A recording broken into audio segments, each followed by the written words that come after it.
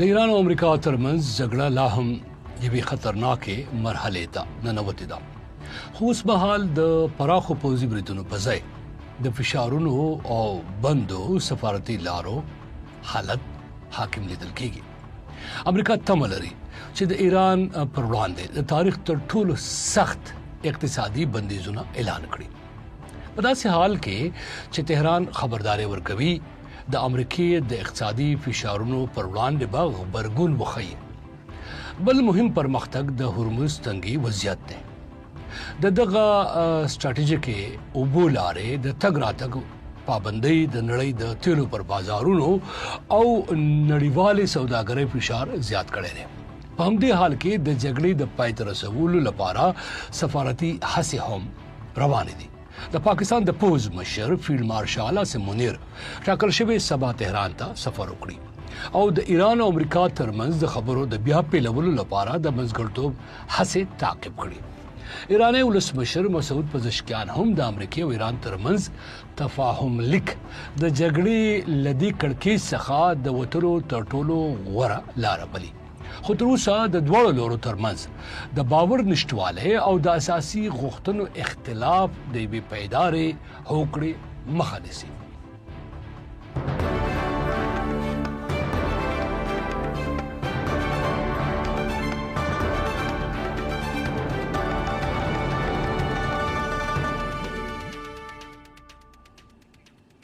ستړي مشه،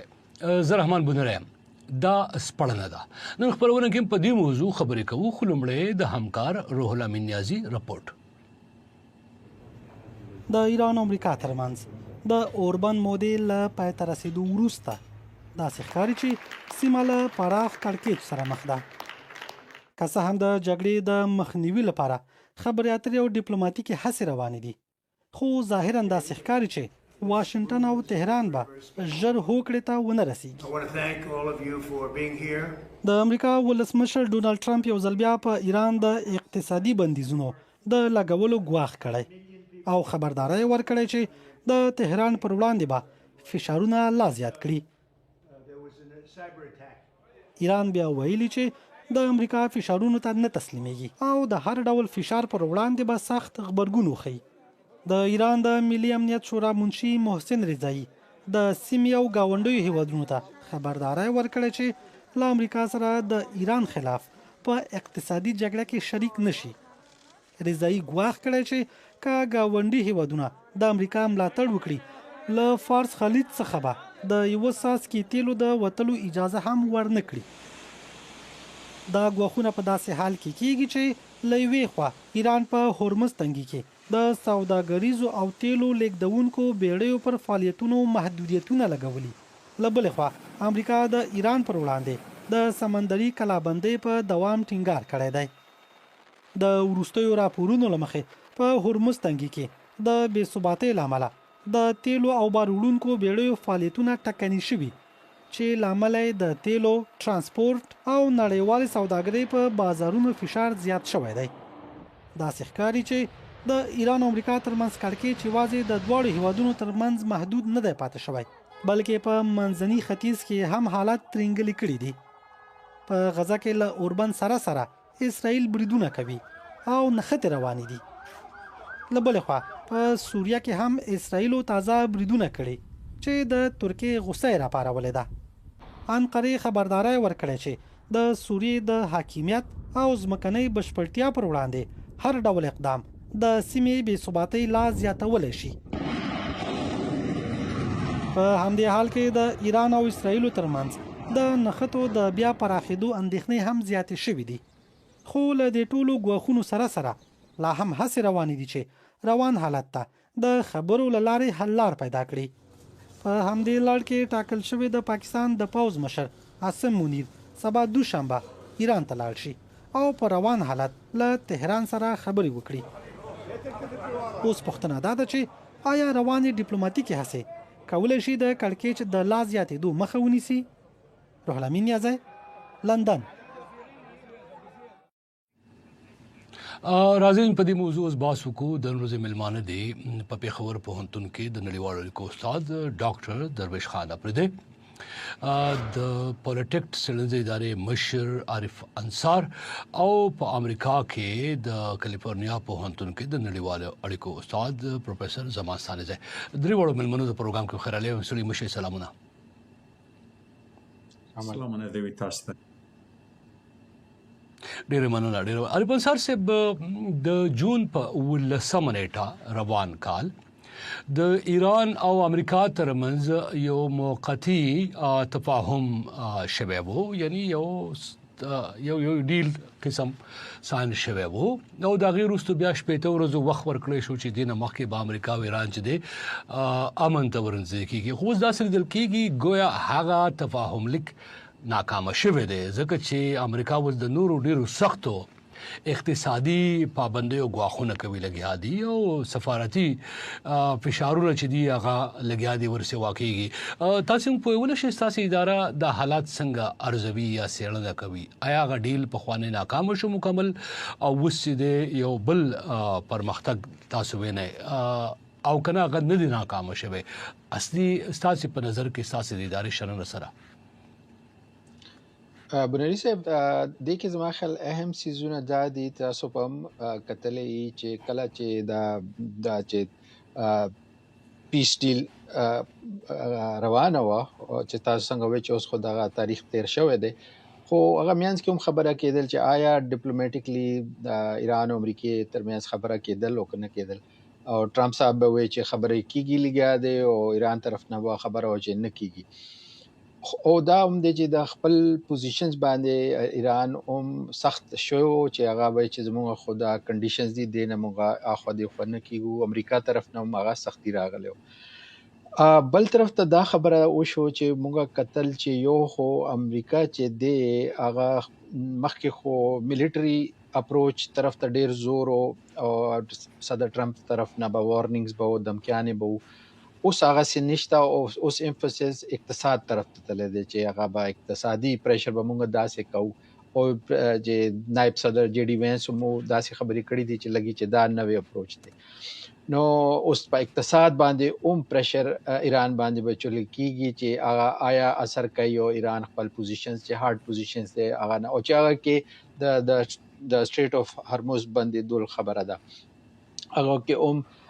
کنفیوژن دی. ایران وایي چې بند دی، امریکې طرف نه خبره ای چې هغه کلاو دي. دریم طرف ته مونږ ګورو چې هلته چې کوم بل ګاونډي هیوادونه دي قطر، یو ای ای، بحرین، کویت، هغه طرف نه چې کوم سعودي عربیا پوزیشنز بیل بیل دي او هغه مونږ کتل چې میکا اګریمنټ هم پکې شامل شوه او داسې لګي چې دا هیوادونه چې دي هغه چې کم وسته بدلون کې روان دی مشرقي وسطه کې هغه حساب سره ایڈجسټمنټ کیږي او اکوموډیشن کیږي. نو یو بدلون کې دا دی چې امریکا طرف نه یو خود اقتصادي پریشر دی او هغه کې زما خیال هغه دا پریشر اچول غواړي هغه هیوادونه ته چې کم ایران سره مرسته هم کوي او بیا هغه سر لارم نشته، مطلب چې کم نیبرز دی او د دې کې پاکستان نوم راشي. مطبوعاتو کې د پاکستان نوم خو نه دی راغلی، ترکیه نوم راغلی دی، یو ای نوم راغلی دی چې کوم اوس هم ورسره سنه تجارتي هغه مرستې یا تعلقات لري. نو اوس چې اقتصاد کې دی نو دا هغه هیوادونه باندې به نور هم پریشر راشي، پاکستان باندې هم چې هغه ایران سره دا آیا تعاون کوي امریکې کې چې دا سینکشنز امپلیمنٹ کیږي او آیا وایي چې نه موږ خو ایران سره بیا هم تعاون کوو. او دې کې مطلب ډېر چې دی انفارمل ډیلینګز دي چې څنګه د تیل سمګلینګ کیږي، فرنٹ کمپنیانې دي، لوپ هولز دي. خدا هم دی چې دا لوپ هول چې دی ډېر ګران دی باندې دوله، مطلب دغه وجه خو هغه ایگزیسټ کوي. نو دغه خبرې اوس اهم شوي دي. ها تاسو دې کې یو ټکی وویل، زه غواړم په دې لږ وضاحت واخلم بیا محترم ثانیزی صاحب او نور مېلمنو سره بحث کوم. تاسو ویل چې مشرق وسطی کې څه بدلون روان دی، د دې څه معنی ده؟ په داسې حال کې ایراني مشرانو هم ویلي دي چې اویکننګ ان میډل ایسټ که نه، نو دا دوه ټکي مهم دي. موږ پوه کړئ چې دا مشرق وسطی کې څه قسمه بدلون نه مطلب څه دی او تاسو د اویکننګ ان میډل ایسټ ټکي ته څنګه ګورئ؟ جی د دې مطلب زه دغسې پوهېږم چې د شفټ اف بیلنس اف پاور چې بنده وایي که نه چې دې کې یو خو چې امریکن بیس جو سکیورټي آرکیټیکچر او مشرق وسطی کې چې کوم امریکا به تحفظ ورکو سعودي عربیا کې او دغه بیسیز او بل قطر کې مو بل ځایونو کې مو میډل ایست کې خو موږ وکتل چې هغه ټارګټ شو او امریکا یا خو کول نه غوښتل او یا نه کولې شو چې هغه ډیفند کړه مطلب هغه هیوادونه نو هغه وجه باندې چې انسیکیورټي چې هغه هیوادونو کې ډیر زیات شو او دغه وجه باندې اوس دا بل موږ ګورو چې ډیفنس اګریمنټس کېږي لګیا دي چې هغه وایي چې موږ امریکای باندې لکه مثال په توګه د پاکستان ترکیه سعودي عرب دفاعي تړون او په دې کې اوس شاید په جنوبي ایشیا هیوادونو کې بنگلاديش هم شاید دلچسپي ښایي نو دا دې ته اشاره ده چې امریکا باندې چې چا تکیه کوله یا هغې ته پته مو چې دفاع به یې وکړي اوس امریکای یعنی د امریکا لپاره د امریکا د پوځي طاقت لپاره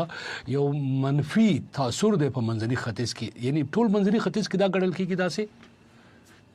جی بالکل او اوس دې کې دا هم دی چې امریکای طرف نه هم د میکا اګریمنټ بیا ټرمپ صاحب بیان ورکړو چې دا ډیر ښه اګریمنټ دی او هغه داسې تاثر ورکړ چې امریکای د دې خلاف نه دی او هغه دی وجه باندې چې امریکا کې نن سبا زیات فوکس چې برډن شیرینګ ته وایي چې مونږه ولې چار چاله دوره پیسې خرج کوو سکیورټي ورکو د هیوادونو ځان اونې ډیفند نه کوي نو دا خبره عمر روانه نو امریکای طرف نه دا تاثر و چې دا خو خدای چې دی دا نیشنز چې دی مخکې شو خپل سکیورټي خپل دفاع وکړي اوس نو بل طرف ته دا هم دی ته اسرائیل طرف نه هم دا خطر ده د ملکونو نه ته او هغه دا هم ګوري چې امریکای سره اسرائیل مطلب obviously ډیر نږدې کلوز ریلیشنشپس دي نو هغه تاثر هم دی چې امریکا او اسرائیل چې تعلقات دي امریکا آیا اسرائیل منکول نشي او څه وجه ده نو دا وجه باندې هم چې تاثر جوړیږي چې امریکا چې دی هغه مطلب ریلایبل نه دی او موږ ته سنسه ځان له بندوبست کول پکار دی نو دا بدلون کې چې روان دی دغه مطلب دی او تاسو ایران طرف نه اوس چې تاسو خبره وکړه چې د پاکستان فوج مشر ایران ته بیا ځي او هلته نن دا هم خبرې دي چې ایران ته هم ویل کېږي چې ته ایران هم د مکه اګریمنټ کې شامل کېدی شي نو دا اومس مطلب نوې پکې اسپیکټ دی او هغه خو چې کېږي نو بیا ټول چې کم ډسکشنز کوو نو هغه بدل شي ښه سمه ده زه محترم سانزی صاحب ستاسې پلو ته راځم او غواړم چې ستاسو نوم په دغه ټکی باندې ځان پوه کما چې د منځني ختیځ کې ستاسو په ان باندې دا بدلون چې کوم دی مشرق وسطی کې نوې بدلون کیږي ایران هم وایي چې اوس منځني ختیځ او عرب هیوادونو را بیخیږي لګیا دي تاسو په دې مونږ پوه کړئ دا د امریکا د پوځي طاقت د کمزورتیا ته اشاره ده کنه دغه هیوادونو اوس په خپلو کې یو نوې پرمختګ چې دغه کېدونکې دی بیا د نظر د امریکا چې کوم تازه اقتصادي بندیزونه دی پاغه پښتنه کوم خلم په دغه ځای کې چې عارف انصار صاحب نو پښتنه کړي وستاسو نظر ما غسر غواړم سلامونه دی یو تل بیا تاسو ملمنو ته لیدونکو ته دا چې د یو اصطلاح د چې یو نوې نړیوال نظام نیو ورلد اورډر لدينا کله ناکله سیاسيون په یو سطحي ډول استفاده کوي منتها موږ په د تاریخ په داسې یو مقطع کې واقع شوي یو چې دغه نیو ورلد اورډر د غربیانو په اصطلاح باندې دا څو بعد لري یو ایدئولوژیکي بعد چې فرض کړه کمونیستي نظام سقوط کو غرب ویل دا بل یو موضوع ده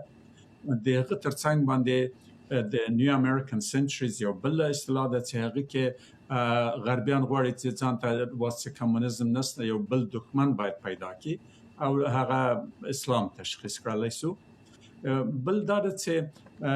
یو قانون د هجمونی ده یعنی هغه څوک چې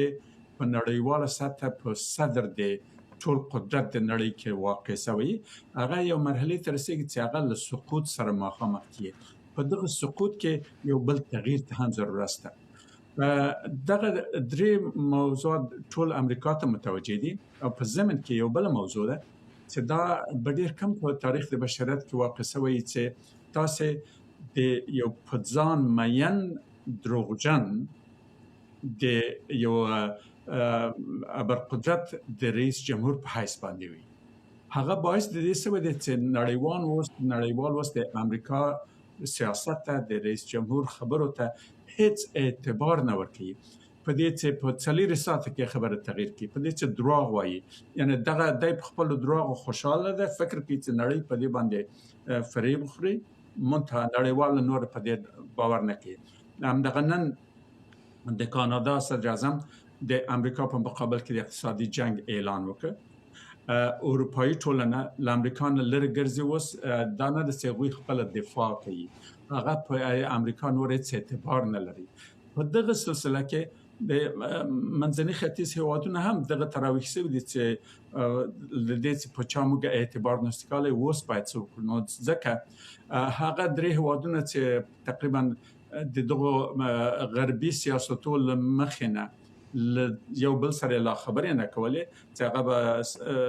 سعودي عربستان، ترکیه یا پاکستان، هغه اوس سره متحد شوي دي د دې په خاطر چې شرایط ایجاب د دې کوي. او زه په دې مطمئن یم چې که اوس نه یو کال یا څه وخت وروسته یو 4م غاړه هم لري، دا د ترکیه، سعودي، پاکستان، چې هغه به ایران وي. منتها په اوس شرایطو کې البته هغه باندې خبرې نه کوي. اوس دغه اتحادیه چې په منځني ختیځ کې جوړه شوې ده، د یو جبر د شرایطو په دوی تحمیل کړې ده. دا چې دوی پلان درلود یا نه درلود هغه موضوع جلا ده. په دې چې اوس دوی چاره نه لري. اوس په همغه اصطلاح باندې چې موږ لرو، اوس چاړه اډوکې ته رسېدلې. اوس دوی باید یو له بل سره متحد شي، صرف نظر له دې چې پخوا د چا پلوي کوله یا د چا په خدمت کې و، هغه اولویتونه اوس ټول له منځه تللي. دوی له سره ځانونه خپله تعریف کړي له سره. سمه ده. په دې باندې په سیمه کې د نور هیوادونو د پاکستان، افغانستان، د پاکستان د سولې کوششونو په دې باندې بحث کوو او د دې اثرات په هغې ته به راځو. خو زه خپل بل منې پوښتنه وکړم. په پېښور کې یونیورسټۍ کې د نړیوالو اړیکو د څانګې ښوونکی ډاکټر درویش خان اپردی صاحب، ډاکټر درویش صاحب پروګرام کې ته بخیر راغلی. ډېره مهرباني چې موږ سره ملګري یې. زه 2 خبرې د ایران د بهرنیو چارو د وزیر عباس عراقچي کوټ کوم. هغه د صدر ټرمپ لخوا د نوو اقتصادي بندیزونو ته په جواب کې ویلي دي. صدر ټرمپ وایي چې نوي اقتصادي بندیزونه به ایران نه جوړ کړي. تاسو ته معلومه ده چې په ایران باندې اقتصادي بندیزونه ډېر زیات دي، خو دوی وایي چې نوي. عراقچي په جواب کې البته دې ته ویلي دي چې دا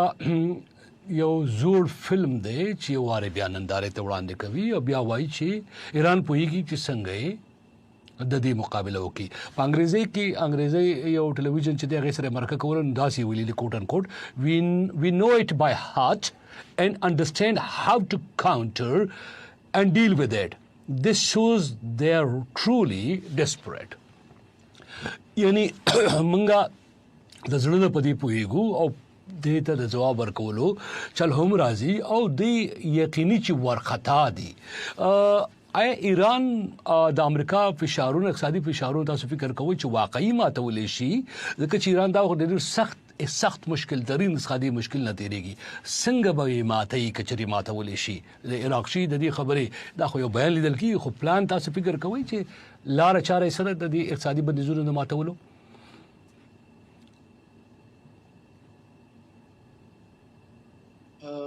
زما نه پوښتنه وه. و ډاکټر درویش صاحب تاسو نه بونیری صاحب ډېره مننه. یو خدای وي چې دا وار ریټریک دی که نه، ایران ډېر زیات سفر کړي دي او سفر کوي لګیا دی دا بندیزونو د وجې نه. البته دا جنگ بیانیه ده. که یو پر لوله د ډونالډ ټرمپ اډمنسټریشن هم ډېر زیات ډسپریټ ښکاري، ډېر زیات مایوسۍ سره مخ دی. دوی دا نه ګڼل چې ایران به دومره مقاومت وکړي، دومره به ودرېږي. د دې اسرائیل او د امریکې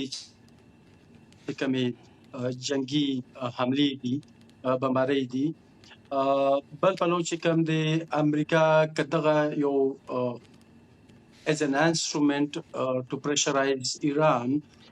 نو ایران خو د ډیر وخت نه د هر قسم بندیزونو سره مخ دی، ایون د دنیا نه یې کټ کړی دی. نو زما خیال نه دی چې د دې نه بره بم پې څه وشي یا به دوی څه وکړلی شي. د دې نه زیات بندیزونه به څه لګوي په دوی باندې. انټرنیشنل فاینانشل سیسټم یې ور باندې بند کړی دی، تقریبا ایکسپورټس یې بند کړي، بلکې بلاکیډ یې ولګولو. دا اوس موږ ولیدلو چې بلاکیډ یې ولګولو په باندې. نو ایران په خپله هم مطلب مزاحمت کوي، که څه هم ډیر ستونزو کړاوونو سره مخ دي، اقتصادي کمزوري دي، اسیډز یې فریز شوي دي. البته زما خیال نه دی چې ډونالډ ټرمپ ډیر ریلایبل کس هم نه دی، لکه څنګه زموږ نه مخکې دا مشر خبره وکړه. ډاکټر درویش صاحب او ډاکټر درویش صاحب بخښنه دې وي دې کې زما ټکي چې دې زه بیا تکراروم او زما اصل مقصد دا دی د ټرمپ ډسپریشن یا ورختای چې د پاغي به باسو کو محترم استانه صاحب په مخکې باسو کو دی وی چې وی نو اټ بای هارت موږ ته معلومه ده موږ په سم پوهیږو and understand how to counter and deal with that. عراق چې داسې وایي یعنی هغه څه دي زه په دې پوهېدل غواړم چې د ایران سره چارې یا آپشنز یا خوښې څه دي چې د امریکا د اقتصادي بندیزونو نه یوازې دا چې د دې مقابله وکړي how to deal with that. څنګه دا ډېر مهم ټکی دی، زه په دې پوهېدل غواړم څنګه کولی شي. زه په دې ډیټیلز کې دومره نه یم خبر چې د دوی ټریډ لینکس د چا سره دي، څومره د دوی ټریډ والیوم څومره دي، سی فور انسټنس د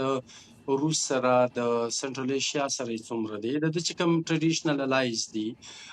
د چین سره څومره دي، چین سره د دوی د هندوستان سره دي.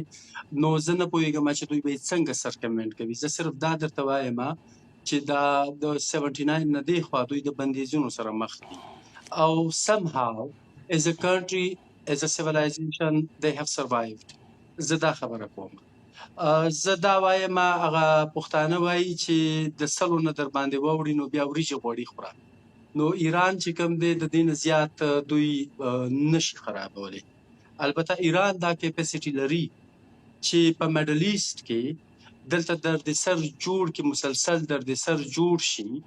او امریکا د ډسپریشن ته بوزي چې یا خو حمله وکړي او یا نیګوشیټینګ ټیبل لراشي. په دې ډیټیلز کې اوس I don't know how they نوې سټریټیجي به څه وي، لکه نوې دوی به څه بندیزونه راوړي په دوی باندې. نو بیا I don't know چې انټرنلی د دوی څه سټریټیجي ده how to circumvent it، څنګه به د دې نه راتېرېږي. البته زه دا فکر نه کوم چې ایران په دومره په اسانه باندې سر کېږي. ها ستاسو نه به زه د سیمې دې کې چې کوم د روغې جوړې کوششونه دي یا اثرات په دې باندې پوښتنې کوم او عارف انصار صاحب نه زه پوښتنه کوم خو تاسو څنګه ویل ډاکټر درویش صاحب څلور ورځې وړاندې دلته په واشنگټن ډي سي کې د ایران د اقتصادي چارو او د سیاسي چارو نه یو ډېر باخبره او رسېدلي شخصیت سره هم دغه پوښتنه چې تاسو نه وکړه ماته وکړله ځان مې ته په چې ایران به دې ځان څنګه وباسي. هغه وی د اویایم د لسیزې نه ونیسه تر اوسه پورې یعنې دې نیمه پیړۍ وشوه د اقتصادي پابندیو. ایران د دې نه په سره طریقه سره تر سلورو لسیزو پورې ځان وخت کېده. څنګه ځان وخت کېده چې هلته مثال په توګه ګراني سیوا کېږي نو دی به د خلکو تنخواګانې ور سیوا کولې، خپل اخراجات چې دي هغه به یې ورکمول وغیره وغیره. نوي چې کوم کا دغه دي د تجارتي لوزامي دي ځینې هیوادونو سره په نرمو شرطونو دوستانو ورسره کول. خو هغه راته ویل چې په تیرو یو لسیزه کې البته ایران چې د اقتصادي پابندیو سره مخ دی او هغې د لاسه تجارتي قدغن چې دی هغه سیوا شوی دی. خو غټ مشکل چې اوس ورځ تر بلې سیوا کېږي هغه دا دی چې د خلکو آمدن چې دی هغه په ځای ولاړ دی، د خلکو تنخواګانې چې دی پای کې اضافه نه کېږي او د هغو خرچې بیلونه چې دی هغه سیوا کېږي. نو اولس ډېر زیات تر مری را رسېدلی دی. یعنې تر ټولو غټ مشکل چې ایران یې د حل لاره نه ویني هغه په کور دننه دغه ټکی دی او هغه ممکنه توګه باندې اخوندي رژیم چې دی ورته وایي هغه د خلکو خواهش چې کوم غوښتنه دا هغې ته سر تسلیمېدلو ته مجبوره کړي. یعنې دا هغه پس منظر یا سناریو دی چې هغې داسې وایي. خو بهرحال دا له هغه تفصیله چې ما تاسو سره شریک کړه. عارف انصار صاحب اسانیزه صاحب هم او محترم درویش جورانی صاحب هم دا فکر کوي چې امریکا ولسمشر ډیسپریټ دی، وارخطا دی. تاسو په امریکا کې تاسو اداره د نږدې نه دا لیدنه کوي د امریکا د کانګرس سیاست، د امریکا د وایټ هاوس یا د ایگزیکټیو برانچ مشر سیاست چې دی یا د هغو د بهرنیو چارو تګلاره چې د پای کې ډیسپریشن یا ورختۍ رښتیا هم دی محسوسوي ځکه دا هر څه داسې روان دي. ستاسو نظر سره په دې اړه د ډیسپریشن د ټکي تاسو څنګه ګورئ؟ زه به وایم ډیسپریشن نه زیات فرستریشن به وایم. فرستریشن په دې وجه چې دا غي ټرمپ صاحب چې څنګه مخکې بیان ورکړی او چې دا خو 2 هفتو کې به خلاص شي او دا خو ایکسکرژن دی وارم نه دی او اوس شپږ میاشت شو او داغه کې دا یو 2.5 میاشت کې زما خیال میډ ټرم الیکشنز هم دي. نو دغه باندې د ایران وار څه نتیجه به راوځي چې هغه ایران چې سره چې کم جنگ او هغه نتایج حاصل نشو چې کم ټرمپ وی او چې کلیم بکو چې دغه سی به وشي. نو دغه واجه باندې ډیر فرستریشن دی، خو بیا دغه دی چې دا چې کم ویژن دی میکینګ امریکا ګریټ اگین میگا او دا آیا هغه کې هغه سټریټیجی سره دا څنګه الاین کیږي. نو دغه واجه باندې فرستریشن دی او موږ تاسو پروګرام کې مخکې هم ډیسکس کړیو چې هغه چې د ټرمپ صاحب کنسټیټوئنسي دی هغه هم ناراض دی چې دا خو ټرمپ صاحب چې موږ خو داسې جنگونه به نه کوو چې پرولونګ شي او بیا موږ پکې نښتي او امریکا پکې نښتي. نو هغه خو بالکل عکاسه جوړه شو. نو فرستریشن دی چې هاو ټو ډیل ود ایران او هغه اوس دا ډیفنس جنگي طریقې باندې خو هغه څه نتایج رزلټ رانغه. اوس اقتصادي طرف ته خبره لاړه چې موږ بغا سکویز کو او هغه چې کوم هیوادونه تعاون کوي هغه بم اوس با ځان سلیکټ کوي چې هغه موږ سره دی او ایران سره مرسته کوي. نو اټس ګیټینګ نیرور او فرستریشن زیاتی کی او د کې بیا د امریکن کریډیبিলিټي دنیا کې چې د هغه باندې ډېر سوالونه اوس راوځي لګیا څه واقعي. یعنی دغه ستانیزه سره ورته مخته اشاره وکړه چې نږدې گاونډي او دوست هیواد ګڼل کېدونکي هیواد کم کاناډا چې دا هم د دې د سر تسلیمولو تیار نه دی چې د اقتصادي جګړه کې وی آر ریډي ټو گو اهیډ. یعنی موږ د امریکای سره ښکر وهلو ته تیار یو. دا غټ ټکی کارولې دی څنګه چې شي جین پینګ کارولې و چې اوس دنیا چې د یو بلی په لاس باندې غټ ټکی کارولې او ماته یاد دی چې نور نشي بلی کېدی. یعنی د یو سرتیزي انسان یا مغرور تن په وړاندې سر تسلیمېدو ته نور تیار نه ده. محترم ستانیزه صاحب دغه د اقتصاد او د بولینګ او د دې موضوع نه بوس لګ راشو د خبرو اترو زمینه طرف ته تاسو اوس فکر کوئ چې د امریکا او ایران ترمنځ د خبرو لپاره لا هم کوم واقعي زمينه شته ده. په دې حالات کې هم تاسو فکر کوئ چې خبره یو وار بیا ټیبل ته خبرو اترو ته روغه جوړی تا ور مخامخ کېدونکو دی کې دي شي. تاسو تاسو وینئ داسې فکر کوم چې په ډېر بخنه سره دا په یو انګریزي متل باندې پیل کوم. Why fool me once, shame on you. Fool me twice, shame on me. Trump نړیواله ټولنه ته دونه درواغ ویلي دي چې هیڅوک په دوی وس اعتبار نه کوي. نو دغه زه خپل لیدونکو ته ستاسو په اجازه خپل لیدونکو ته ستاسو دغه ټکی وژباړم چې خدای شکرانه خپنه شي. یو وار می خطاب آسا نو معنی دا ده چې دا پتا باندې د لعنت وی یا مختورن حکومت دویم ځل د خطاب اصل نو باید په مال لعنت وی. یعنی زه دون احمق باید نه مچي 2000 خطا شم. معنا ترجمه د عقیده شخصانه او بخښانه ده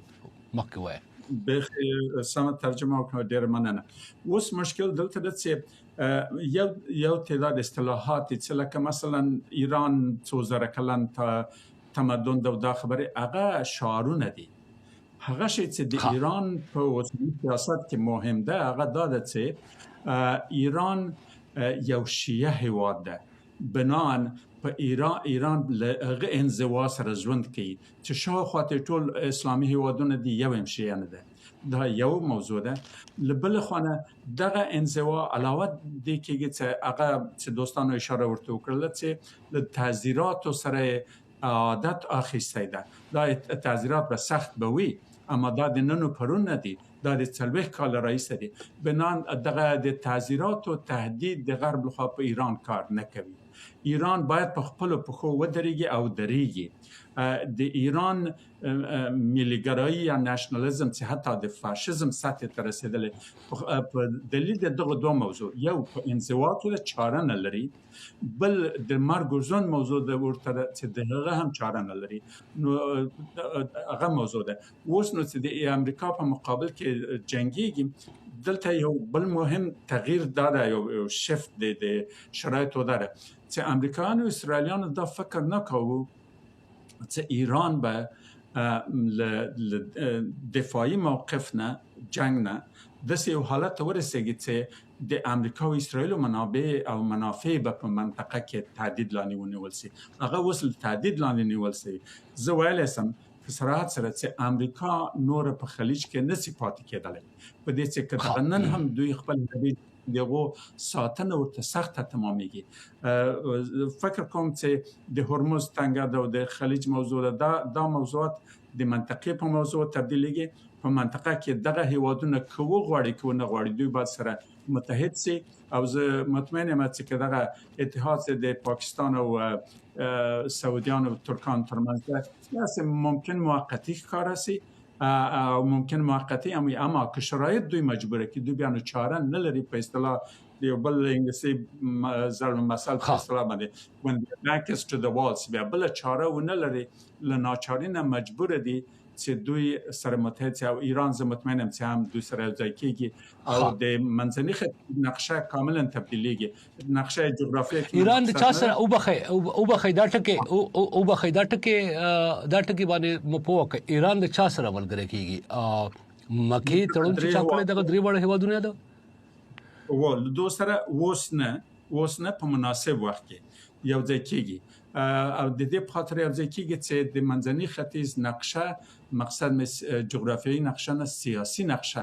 کاملا تغییر کړي. هغه تغییر دا کېږي چې په اصطلاح هغه شفشف چې غرب ویل، هغه له شفشف نه خبره شفتالو ته رسېدلې. یعنی هغوی اوس په صراحت سره وایي چې اسلام زموږ دښمن ده. امریکا کې اوس ذهنیت داسې تغییر کړی. سمه ده. زما راتلونکې پوښتنه چې دا هغې ته زه اوس په سوچ کې شوم چې څنګه یې وکړم، ځکه چې ما هم دا پوښتنه ډاکټر درویش نه کوله چې سعودي عرب، ترکیه، پاکستان خو د مکې تړون چې دی د هغې لاندې داسې معلومېده چې ایران گویا یو طرف ته دی پاتې کا، او دا داسې معلومیږي چې دا گویا د امریکا په صلاح او مشوره سره شوی دی. خو سارزی صاحب اوس وایي چې ممکنه په فیوچر کې په راتلونکي کې ایران هم پکې شامل شي. درویش دراني صاحب زما پوښتنه ستاسې دا ده چې د پاکستان رول اوس په داسې کې چې د مکې تړون کې شراکتدار دی او د ایران او د امریکا ترمنځ ظاهري منځګړی دی، او سواله عاصم منیر چې دی فیلډ مارشل عاصم منیر د مطبوعاتو تر مخه یو وار بیا تهران ته روان دی. اوس هم د پاکستان رول ایران لپاره د باور وړ او مهم پاتې دی. یعنی یو وار بیا پاکستان چې څه وخت کې د اسلام آباد کې ټاکس کې د ایرانیان روان وو یا جنیوا کې دسخط کې دی د شهباز شریف په خپل پاڼه خدا واقعي ایرانیانو په مخ کې د مکې تړون وروستو پاکستان باندې باور پاتې دی او د کوم رول پلی کولی شي ادا کولی شي. ډاکټر درویش صاحب اول خدا چې کوم مکه تړون شوی دی دا ضروری نه ده چې دا د ایران خلاف وي. حالو چې ایران هم د انقلاب نه پسته دا چې کوم شیعه هغه وو او شیعه ورډ به ورته ووایو میډل ایسټ کې د دوی د لارې دوی یو اثر ترلاسه کړی وو او کولو یې. دا اوس چې تړون شوی دی دا خو یو د ټولو نه زیات چې کوم دا مونږ ولیدلو چې زورواکي په نړیواله ټولنه کې راغله او چې کوم مونږ ورته ویلسونین آرډر وایو، هغه لیبرل ویلسونین یا سم چې ورته ووایي کلیکټیو سیکیورټي، دغه آرډر امریکا په خپله مات کړلو. د 2003 د عراق د جنګ نه پس داسې یونیلیټرل کارونه کول او بیا دا چې کوم اسرائیل وکړلو په دې علاقه کې او اسرائیل بیا راپاسي، هغه بیا په قطر کې بمبارۍ کوي او قطر تړون لري د هغه سره د میوچوال ډیفنس د شریکي ډیفنس دفاع، نو هغې ته هم امریکا رانغله. د دې مطلب دا و چې دا څومره هم تحفظونه یا ګارنټیز هغه ورکړي وو امریکا عرب ګلف ملکونو ته دا یوازې د ایران خلاف وو. اسرائیل که بیا څه کوي دلته نو هغه نه شته دی. زه دا فکر نه کوم چې دا بیخي د ایران په ضد باندې ده. البته ایران به هم د دې پسته چې کوم سني ملکونه دي په ګلف ریجن کې د خامخا به څه نه څه هغه کوي، بلکې زه فکر لرم چې دا هم یو امکان راتلی شي که ایران د خپل روش نه راواوړي، نو امکان شته چې وروستو راننوځي دی هغه ته هم. خو ماته دا نه ښکاري او چې د پاکستان په رول دا البته یو ټکي شته، سمه ده، یو ټکي شته چې ایران چې کوم د شیا اکسپنشنزم دی یا شیا انفلوئنس دی اثر په میډل ایسټ کې ساتل وي، لکه اوس په یمن کې دي حوثیز اوس حملې کوي په سعودي عرب باندې، نو خامخا ترکی او پاکستان به مطلب ایران به اوس خامخا څه نه څه پام کوي، که یې نه کوي نو دی به د مسلمان دنیا او د میډل ایسټ کې به بیا دی اخ کېږي. خو دا صرف د ایران خلاف هم نه ده، دا زه چې درته وایم چې دا کوم نړیوال دا نظام وو چې امریکې په خپله مات کړلو او بیا ډانلډ ټرمپ او دا اوس چې څه په میډل ایسټ کې وکړلو، دا د دې میډل پاورز چې کوم وو دوی په دې خبره ورسېدلو چې نړیوال چې کوم د سکیورټي سیسټم دی هغه موږ له هغه نشي راکولی، نه خو چې کوم د یو ان سکیورټي کونسل کار کوي، او دا میجر پاورز چې کوم وو روسیا چین دوی هم داسې ونه کړی شو چې ډیر په ښکاره باندې د خپل الایز له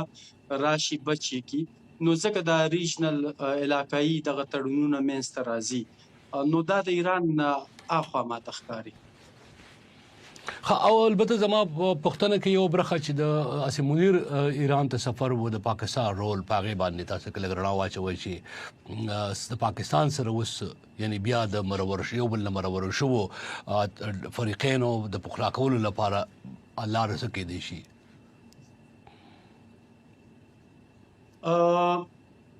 زه نه پوهیږم په تفصیلات اوس مونږ نه یو خبر چې په دې پړاو باندې دې تل دي. البته تاسو وینئ چې خبرې ولاړې دي، هغه چې کوم یو امید او هیله د خلکو را پیدا شوې وي د اسلام آباد میمورندم نه پس هغه سرته ونه رسېدلې. وجه خو یو دا ده چې هلته چې کوم فریق دی هغه ډېر زیات چې موږ ورته وایو چې ومزیکل دی، مطلب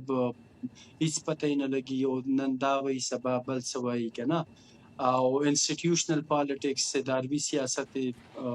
پرېښی دی، د یو شخص نه راتاو شوی دی. نو زه فکر نه کوم چې موجوده اوس داسې، خو البته پاکستان هغه چې کوم رول یې دی تر اوسه پورې رول لوبولی دی، هغه رول زما په خیال د ده نه ښه اوس څوک لوبولی هم نشي، ځکه چې په دا کیسه ده روانه کړې ده، ورسره سعودي او قطر او دا ملکونه هم دي، ترکیه هم ده، خو پاکستان ډیر ښه رول په دې کې لوبولی دی چې هلته واشنګټن او د هغه چې کوم نفسیات دي د ډونالډ ټرمپ د اډمنسټریشن نفسیات دي، او بل پلو ایران دی، نو د دواړو سره یو ډیر ښه داسې یو متوازن هغه ټایټ روپ باندې لګیا دی، روان دی. البته پاکستان بیا دومره هم غټي ګارانټیز نشي ورکولی، دومره غټ طاقت نه دی، قوت نه دی. نه پوهیږم چې څنګه به چې کوم دی کنه ډونالډ ټرمپ تر نومبر پورې دا خبره ونی، سمه ده، او ایران به څنګه مزاحمت کوي. سمه ده. مهرباني زه عارفان سر سے تاسو نه هم دغه پښتنه کوم تاسو دا ساره دا موضوع د پاکستان او د اسیم منیر په پلیټ کې اوس کم خوراکونه چې دی هغه دال او سبزی او ساګ او وريجي او غوښه ورسره چاکلیټ هم شته دی کنه، دا ټول شان دا پلیټ خالی شوی دی، یو نوې ډیش په تیاری وسی، یو نوې خوراک چې دی هغه به تهران او اسلام آباد تخای چې په دې موضوع باندې په دې پینډ باندې سلاشه لګیا. اسیم منیر ستاسو په اند باندې سبا په خپل پلیټ کې سوړي تهران ته لګیا دی، نو چې مطبوعاتو کې څه خبرې راغلي دي هغه کې دا یو خبره ده چې هغه امریکای طرف نه نوې پیغامونه هم ځان سره وړي هلته، نو ظاهري خبره ده هغه څه دي هغه موږ ته نه دی پته، خو ظاهري خبره ده چې دا اوس چې کم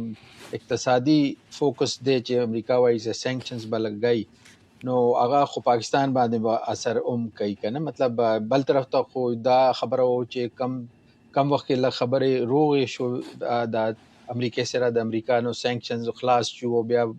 دا خبرې هم رالل چې د ایران پاکستان ګیس پایپ لاین چې هغه هم به اوس کې دي شي امپلیمنٹ شي او پاکستان د انرژي شارټیج خبرې چې دي هغه به خلاص شي. نو پاکستان طرف نه دا کوشش به ای چې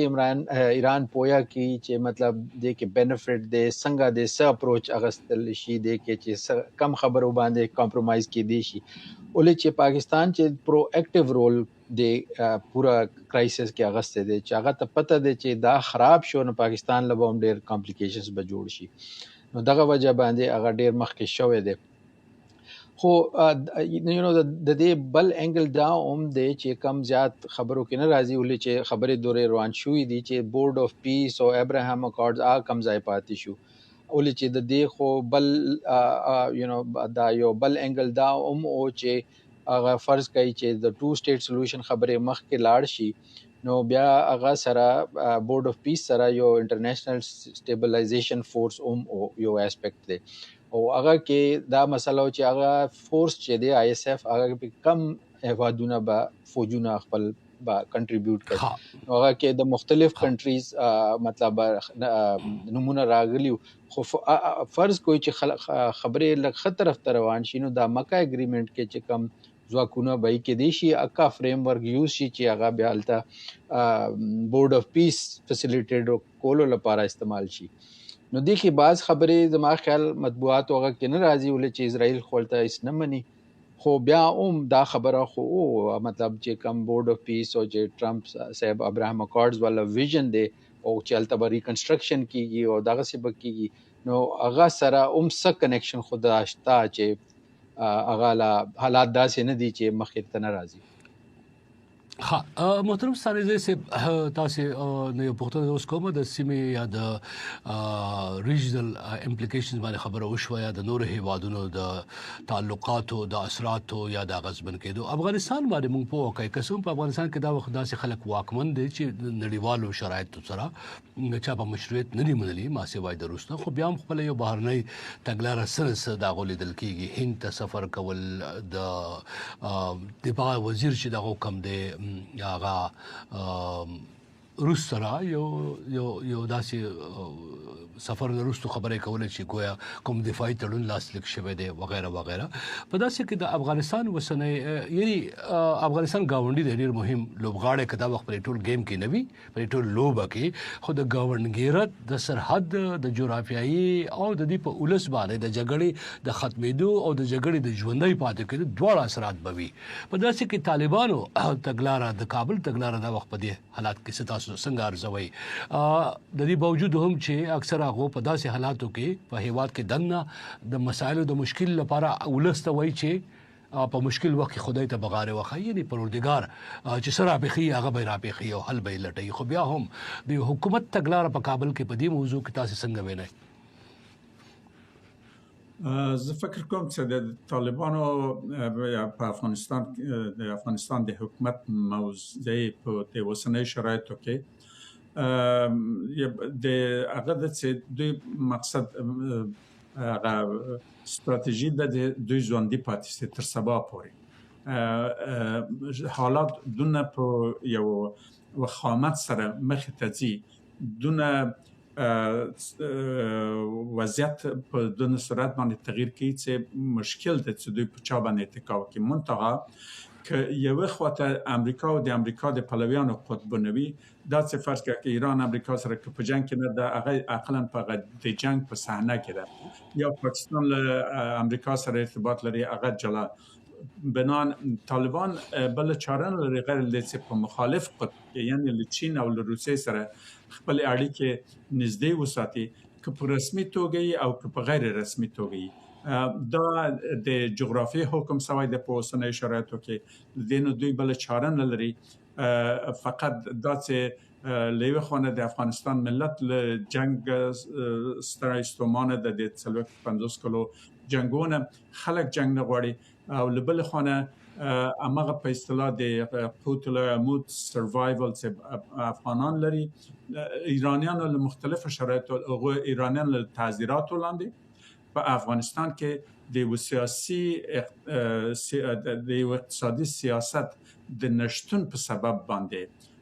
اقتصاد وضع خرابه ده. منتها دا یو هم افغانانو ته نوی نه دی. دا زه په دې خاطر نه وایم چې افغانان باید په دې قناعت وکړي او دا ومني او دا درسته یې وګڼي. اما په اوسنیو شرایطو کې فقط چې دوی تر داسې حالته پورې افغانستان ژوندی وساتل سي، ځای په ځای وساتل سي، د افغانستان ځمکنی تمامیت ته احترام وساتل سي، سرحدونه وساتل سي، فقط دغه د ژوندي پاتې کېدلو شرایط دي د افغانستان لپاره. دې کې که طالبان او که بل هر نظام رامنځته سي او تاسو په ان دا ستراتیژي دا تګلاره چې دا تاسو په ان باندې د نړیوالو چارو د یو ماهر په توګه باندې او مطلب is it working لګیا دا هغه چې څه مقاصد دي او څنګه کول پکار دي هغه تر لاسه کیږي دي نه تاوان ګټه لري تاسو په ان ارزوي څنګه دا چې یو ابتکار د عمل پوري چې یو څوک یو ستراتیژي او پالیسي جوړوي هغه عملي کوي. یو دا چې شرایط یو هیواد یا یو سیاست د شرایطو محکوم سي. دا د اوسنۍ شرایطو حکم د افغانستان په ولس باندې د افغانستان په هر سیاسي نظام چې دلته رامنځته دوی بل چاره نه لري. نو دغه په خاطر دا د دوی کوم د طالبانو کوم ابتکار نه ده لمجبوریت خو هغه څوک چې په تور د مثال توان لري او قدرت دې لري چې سیاست یې خاطر بل خاطر بوزي دغه موضوع جلا ده. په افغانستان کې موږ بل چاره نه لرو غیر دې چې د دې بد جنگ په منځ کې چې فیلان او زمریان لارې خوانه خېځونه وکي منډه وکي یو بل سره وزن بمباریان کېږي او درون دی دا خبرې دي په هغه کې فقط په دې اوسنۍ شراکت دغه مهمه ده چې افغانستان ځای په ځای پاتې سي او ځمکنۍ تمامیت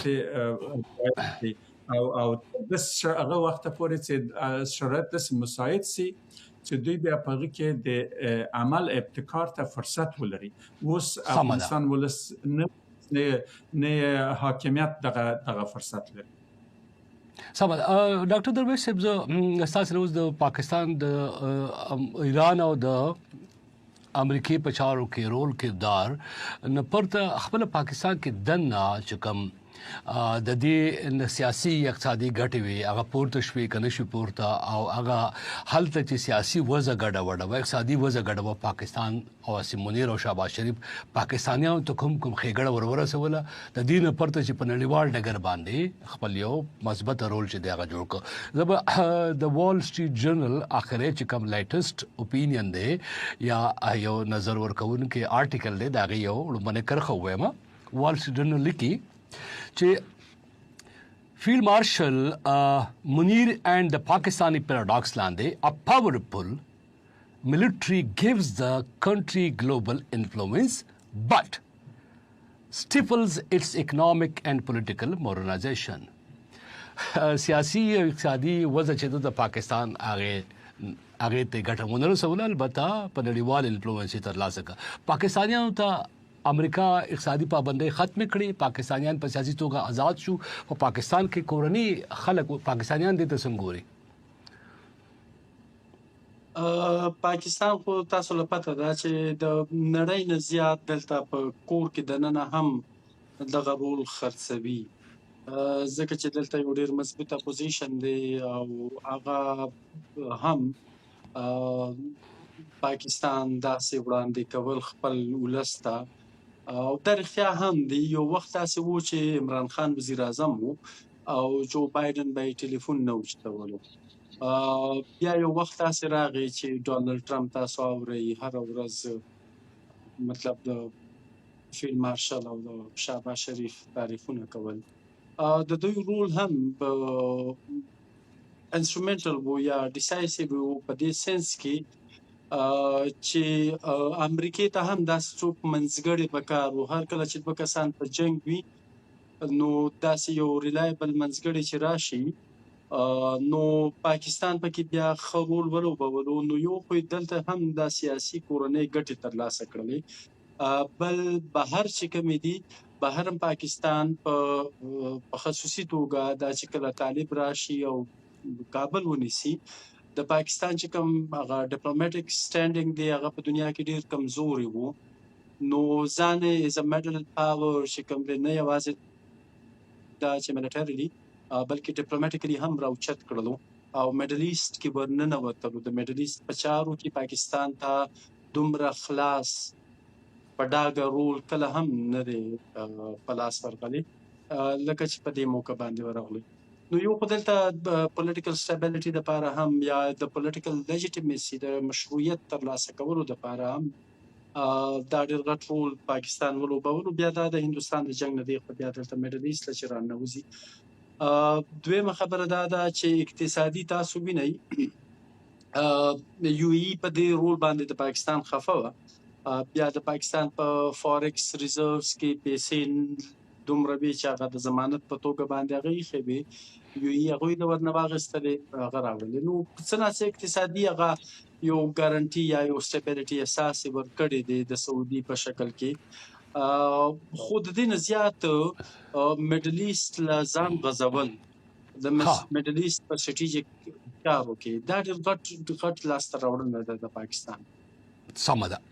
اریمان صاحب صاحب ما سره ډېر کم وخت پاتې کېږي او ورسي جنرال به تاسو یقیني دغه مضمون لوستی په دې کې یو ځای لیکي چې د پاکستان د ولس د رایو یا د جمهوري سیاست مرۍ نورم خپه شوې ده یعنی پوز دومره طاقتور شوی دی چې اوس په ظاهره یو جمهوریت حکومت د خود ارسه د فیلډ مارشل په لاس کې دي عدالتونه ادارې پارلیمان چې دی هم خپه کړی شوی دی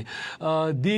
نګټه سیاسي چې دا هغه په پاکستان کې پوز پورته کړه په دې چې پاکستانیانو پورته کړی وي تاسو څنګه ارزوئ دا نیوکه د وارس جنرال دا اوپینین چره نو دا یو چیلنج دی او بالکل سم خبره ده پاکستان لپاره چې دوره سیاسي مطلب چې دوره د سکیورټي سره تړلې چیلنجز دي چې موږ بلوچستان کې فاټا کې حالات څنګه دي افغانستان سره څنګه دي او د حالاتو کې پاکستان مشرق وسطی کې هم دوره انوالومنت شو نو اکثر وایي چې کور کې مخ کې کار ټیکی نو بیا بنده بهر ځي چې کور کې رواني نو به چرته بیا سکی خو نو او بیا اساسي تور باندې چې بندا وایي چې پبلک اونرشپ دی ته وایي چې آیا دی کې د خلکو مطلب اونرشپ دی هغه دا منی چې او پاکستان دا چې کوم پالیسی کوي او څنګه کوي نه دا نه چې هغه به مخالفت وکړي قومي اسمبلی خوشتا خو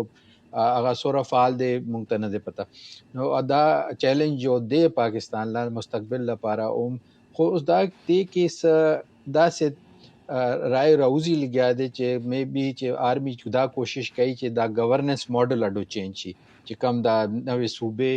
او 28وی امندمنت او دا ټول خبرې دي چې کې سر نوې ماډل به اوس راوزي نو کې دې شي هغه دې طریقې باندې دا اونرشپ راشي سمه ما سره بيخي ډیر ثانیه پاتې کیږي محترم ثانیه زئی صاحب د واشنگټن رویه د پاکستان سره مستقله بدله شوې ده کنه د جګړې وروسته بیا ماغه شان د شک مهم کې دي شي لس 15 ثانیه کې جواب راکول شي کوم ممکن وي زه د ډاکټر صاحب پردل نظر سره یو تفاوت په نظر لرم هغه دا چې پاکستان په دې موضوع کې هیڅ ابتکار د عمل نه درلود پاکستان استعمال شده امریکا له خوا په دې چې امریکایانو غوښتل ټرمپ غوښتل دنیا ته هیڅ مخ ستانه زې ډیره مننه او ستاسو نظر راغی ډیره مننه پوه شوم چې ستاسو نظر بدل دی ډیره مننه محترم ستانه زې صاحب بار پانسار صاحب او درویش دورانه درویش پردیس صاحب چې موږ سره ملګري شوي هم دا درمزي سپړنه زه رحمان بودره ما چې تشپدل تشپا او چې ورځ په مخه